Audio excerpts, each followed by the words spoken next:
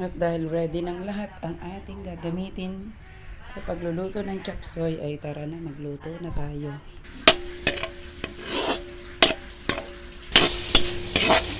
I-brown lang natin ang ating baboy. Lagay na natin ang ating sibuyas at bawang. Parehas na yan, guys. Sama-sama na yan dyan. Yan ang bango na. Set aside muna natin. Iprito-prito natin yung atay. Para wala ng kanyang lansa. Set aside muna natin, guys.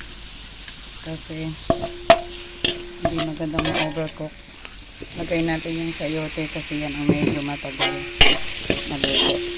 Yung young corn, ating carrots at beans, nor chicken, pampalasa, paminta, soy sauce, 1 tablespoon na patis,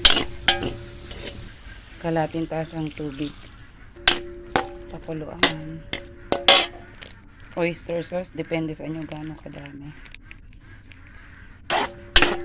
Pakuluan lang natin. Ilagay na rin ang cauliflower. Haluin lang natin. I-cover ko siya para magpantay-pantay ang kanyang pagkaluto. Kinover lang muna natin. Pakukuluan natin ng 3 minutes. After guys, ang 3 minutes na kumulo, ilagay na natin yung ating bell pepper.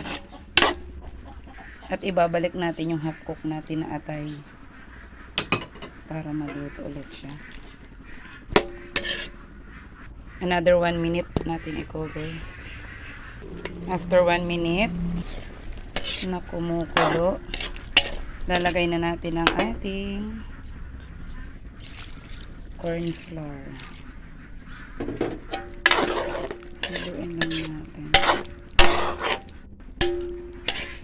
And last but not the least, yung ating cabbage.